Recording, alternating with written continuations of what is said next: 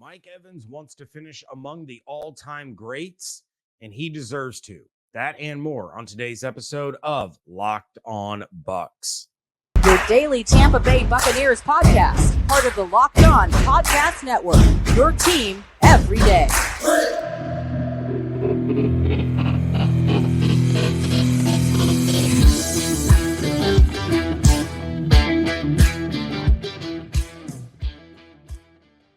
What's up, and welcome into this Friday edition of the Locked On Bucs podcast, your daily podcast covering the Tampa Bay Buccaneers, part of the Locked On Podcast Network, your team every day. We want to thank you so much for making Locked On Bucs your first listen or view every single day. And don't forget, you can subscribe or follow for free on YouTube or wherever you get your podcasts. And of course, you can follow on Twitter. I am James Yarcho at JYarcho_Bucs.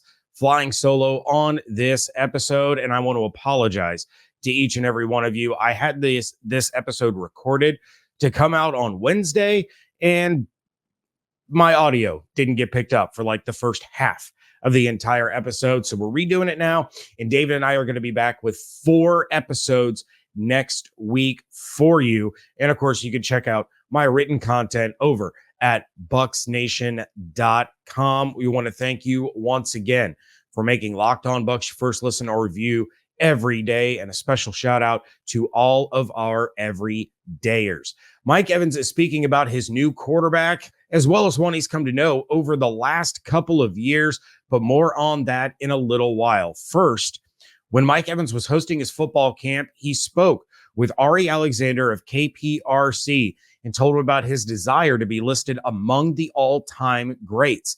He has a long-standing record held by Jerry Rice in his sights, and he's not shy about making it known that he's looking to break it. Look, we all know that Mike Evans broke the record held by his idol Randy Moss for the most consecutive 1,000-yard seasons to begin a career, a record that he has done nothing but continue to extend since breaking it, because if there's one thing that we know about Mike Evans, it's that he's going to get you 1,000 yards.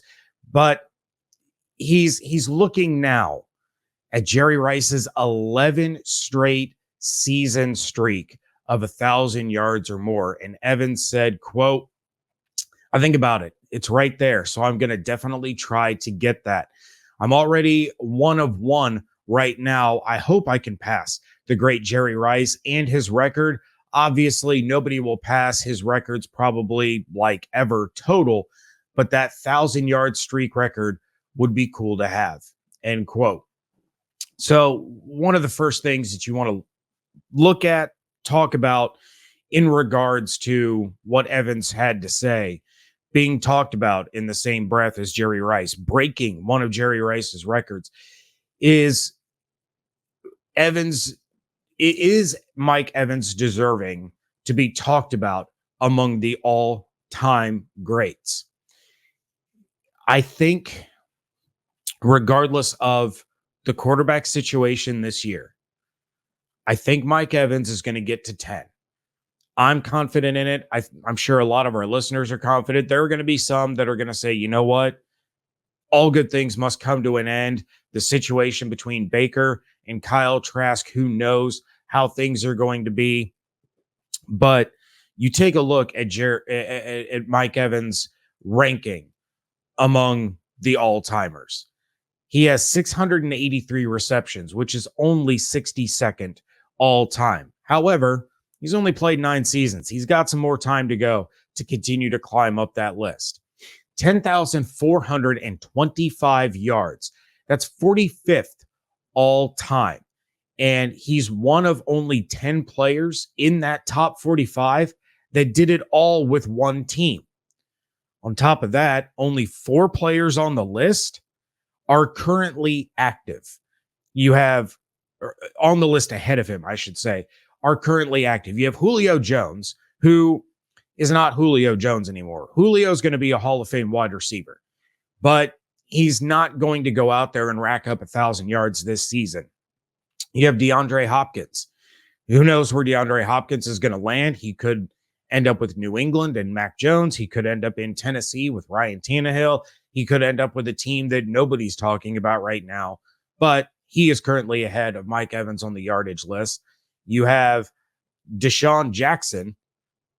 He's a shell of himself. He contributed a little bit to the Ravens, but again, he's not going to go out there and rack up 1,000 yards. He might get 200 or 300.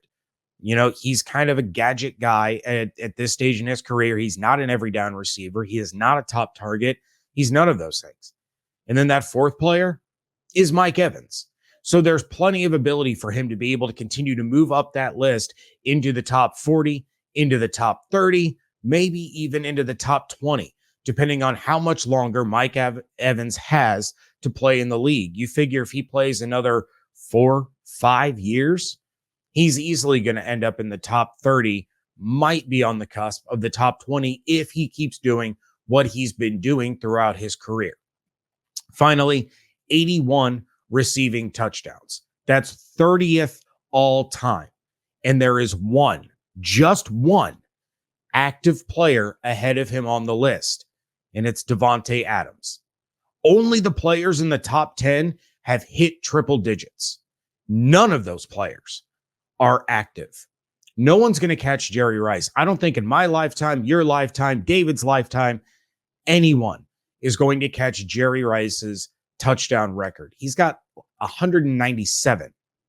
So Mike Evans has less than half of that, but he's still in the top 30. This is another statistical category where he could easily end up in the top 20. And Davante Adams, being ahead of him on that list, has 6 more. Just 6. So you take a look at what Mike Evans has been able to do. You take a look at his track record, and you take a look at the guys ahead of him. And when everything is said and done, you're looking at a guy that could be talked about among some of the greatest wide receivers of all time. But are the two quarterbacks fighting it out for the starting job this season enough to keep that streak alive and get him one step closer to tying Jerry Rice's consecutive 1,000-yard streak? That's coming up next here on Locked On Bucs, part of the Locked On Podcast Network, your team every day. Take your first swing at betting MLB on FanDuel and get 10 times your first bet amount in bonus bets up to $200. That's right. You bet $20 and you're going to get $200 in bonus bets, whether you win or lose. That's $200 that you can spend betting everything from the money line to the over-under to who you think is going to hit the first home run, all in an app that is safe, secure, and super easy to use. Plus, when you win, you get paid instantly. There's no better place to bet on MLB than FanDuel, America's #1 sports book. So sign up today and visit FanDuel.com/LockedOn to get up to $200 in bonus bets. That's FanDuel.com/LockedOn. FanDuel, official partner of Major League Baseball.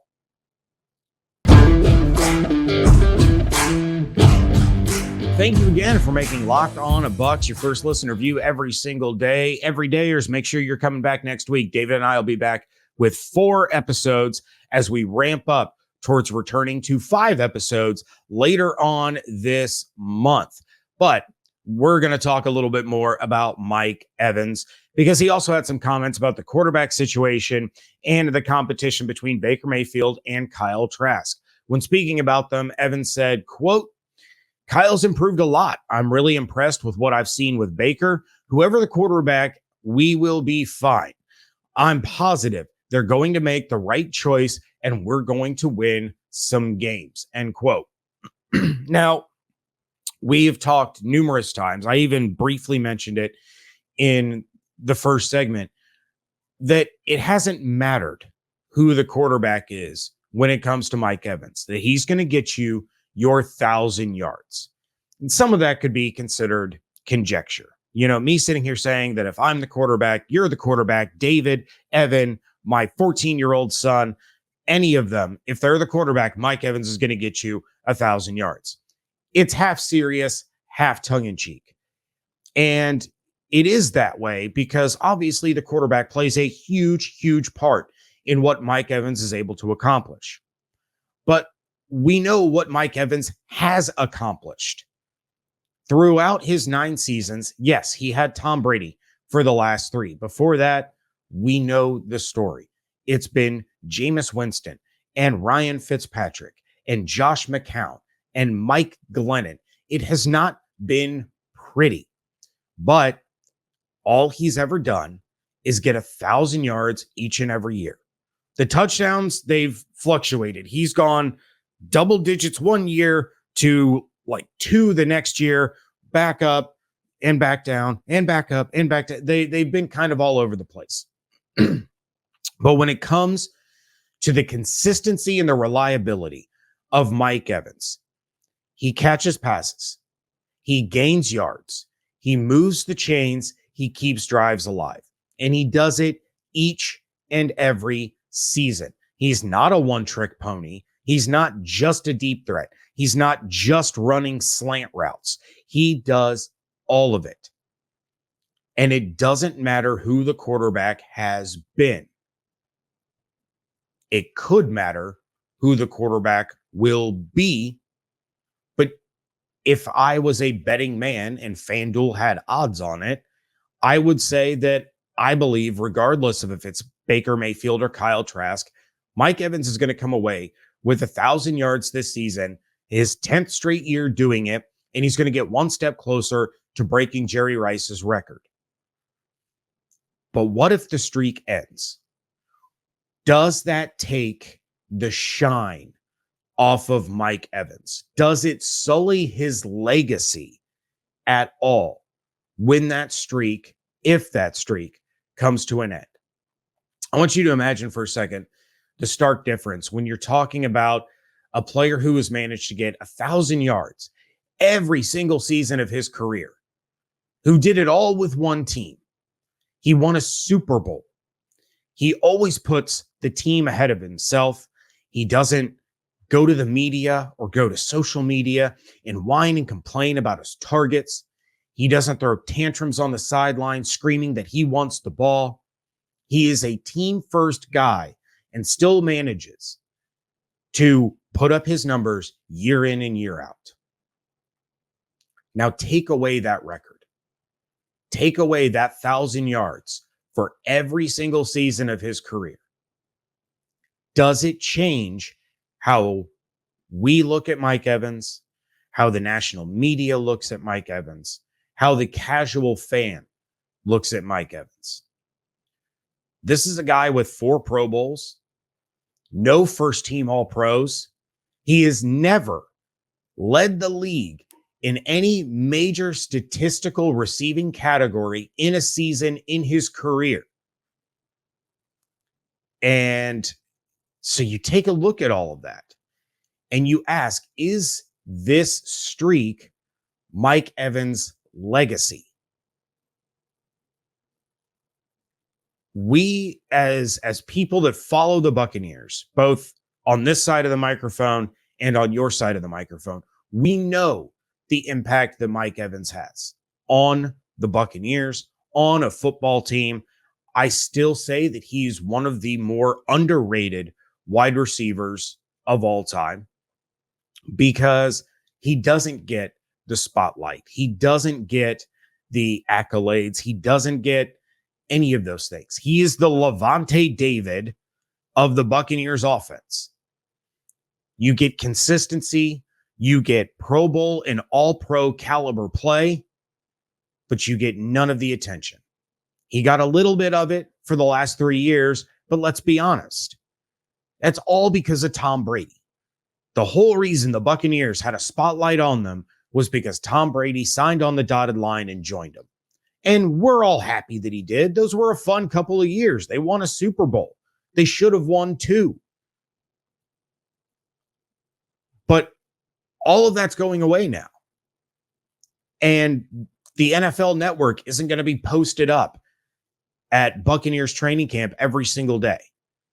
They're not going to be doing, their live training camp show from Tampa because Brady's not there anymore.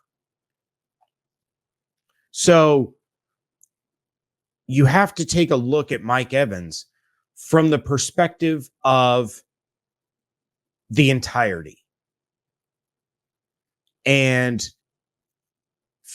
Saints fans are going to spew their nonsense, but the casual fans and the national media, who, as we've displayed this offseason, takes a very casual approach to the Tampa Bay Buccaneers and what they do or what is being done. When that streak goes away, is Mike Evans just another guy? I'm going to get more into this coming up next here on the Locked On Bucs, part of the Locked On Podcast Network, your team every day.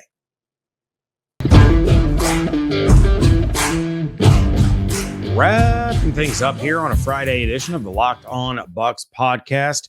And we're taking a pretty big look at Mike Evans on this episode. And here are the last couple of things that I want to touch on.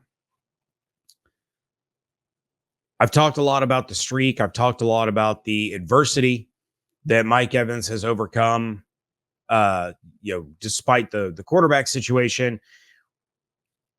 Is Mike Evans a Pro Football Hall of Famer? And I would say, as of right now, he's got a real good shot. I'm not going to sit here and pound the table that Mike Evans should be first ballot, even if he does break Jerry Rice's 11-season streak. It's really hard for wide receivers to get in on the first ballot. But I do think when all is said and done, you are not going to be able to deny him his rightful spot in the Hall of Fame. Like I mentioned earlier, you go back and you take a look at what he's done through 9 seasons. Top 50 in receiving yards, top 30 in receiving touchdowns. And I want to remind you that these all-time rankings, they include running backs. They include tight ends. They include anybody that's ever caught a pass. So you take a look at what he's accomplished there and how much time he has left. He's going to end up with Hall of Fame caliber numbers. If he stays healthy, if he plays out another, we'll say 3-4 seasons, maybe even 5, he's going to end up top 20 in a couple of very major categories. And he's going to end up a Hall of Famer. And the streak, as great as it is, as great as it will be, as great as it has been, that does not define Mike Evans as a Hall of Famer. It contributes. It doesn't define it. And when you have the greatest quarterback of all time in Tom Brady taking to social media when I think the NFL put out some sort of picture, or it was one of those accounts where they said, you have $1 million on the line. Who are you trusting to catch a jump ball? And it listed 5 receivers. And Tom Brady didn't take DeAndre Hopkins. He didn't take Devontae Adams. He didn't take Justin Jefferson. He said his money's on Mike Evans. Because Mike Evans is a receiver that quarterbacks trust to bring in the ball, to move the chains, and to make the play. But outside of being what I think is a future Pro Football Hall of Fame member, where does Mike Evans rank all time with the Tampa Bay Buccaneers? The Buccaneers have, what is it now, 5 Pro Football Hall of Famers? I'm not counting Steve Young. Tom Brady will go in. Yes, the majority of his career was with the New England Patriots. He's still going to be listed as a Tampa Bay Buccaneer. And you know what? You can hang your hat on that one a little bit more than you can hang your hat on the Steve Young one, because in just 3 years, he broke just about every franchise passing record that the Tampa Bay Buccaneers had. It wasn't really a high bar. And let's be honest, it wasn't. You're talking about competing with Winston and Freeman and Gradkowski and Vinny Testaverde and Steve Spurrier and Trent Dilfer. Like, this wasn't a high bar to set. But in 3 years, he set just about every franchise passing record, and he won him a touchdown in his first year with the team. Yeah, Tom Brady will also be a Tampa Bay Buccaneer in the Hall of Fame. But if I take a look at a list of all-time greatest Buccaneers, I'm not putting Tom Brady over Mike Evans. I would say that you can agree with me, you can disagree with me. In fact, drop your top 5 all-time greatest Buccaneers, not favorites. We're not talking about favorites. Your all-time greatest. Drop them in the YouTube comments, send them in on Twitter, send them to the email. I'll drop those at the end of the show. But when I take a look at the greatest Buccaneers of all time, number 1 to me is undoubtedly Derek Brooks. He was the centerpiece. He was the linchpin. He was the leader of one of the greatest defenses of all time. People want to talk about the 85 Bears. They want to talk about the Steel Curtain Steelers. They even want to just shower the 2000 Baltimore Ravens with affection and adoration, when both the 99 and the 2002 Buccaneers defenses were better than the 2000 Ravens. There's no question about it. Derek Brooks was the biggest reason for that. I'll get to the other Hall of Famers on that defense. Don't worry. But Derek Brooks was the guy that was the center of all of it. Then you go to number 2. And to me, there's one clear-cut guy that goes right here.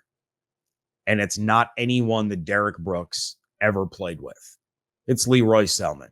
It's the original Buccaneer. It's the first overall draft pick from 1976. And it was a guy that, outside of 79, when they lost to the Rams in the NFC Championship, he played on nothing but garbage teams. Like, just absolute terrible teams. You guys know that. Leroy Selmon was part of a team that lost their first 26 games to start the franchise. Yet, in spite of all of that, he was still recognized as a Hall of Famer who just emerged out of the guck and the disgustingness that was the Tampa Bay Buccaneers back in the late 70s and early 80s.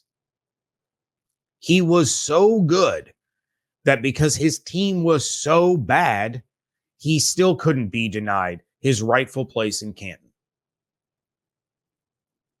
Number 3 could be Warren Sapp, could be John Lynch, could be Rondé Barber, but it's not.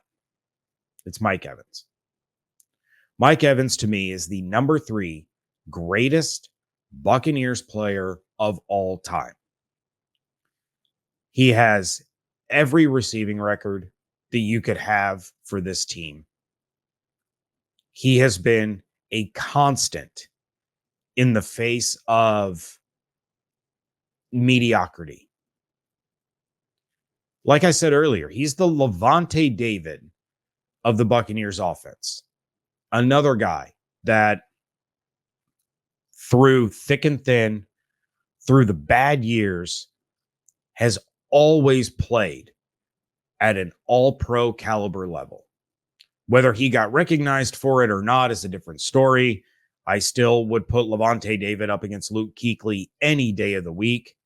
And, you know, you can look at the numbers, and Levante David is right there with him in about every category during the time that they were both playing. But Luke Kuechly got all the attention because he was on better football teams. He was on a team with Cam Newton, which got a lot of attention. Levante was playing with Josh Freeman and Josh McCown and Mike Glennon.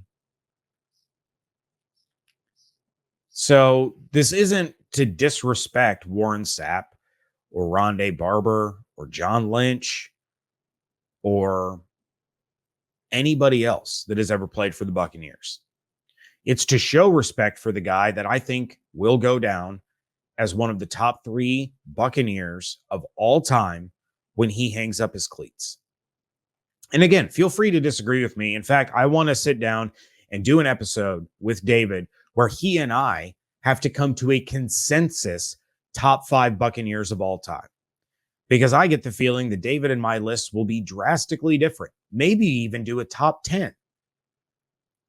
And I'd like to hear what your thoughts are on who you believe are the top 5 greatest Buccaneers of all time. So again, drop those in the YouTube comments, send them in on Twitter at Locked On Bucs. You can just tweet to us, or you can slide them in the DMs, or of course you can email us at lockedonbucspodcast@gmail.com. But that is going to do it for this episode. I want to thank you once again for making Locked On Bucs your first listen review every single day. And of course, David and I will be back next week with 4 episodes as we ramp up to our full-time schedule once again, bringing you 5 episodes every week for the rest of the year, because training camp is just around the corner.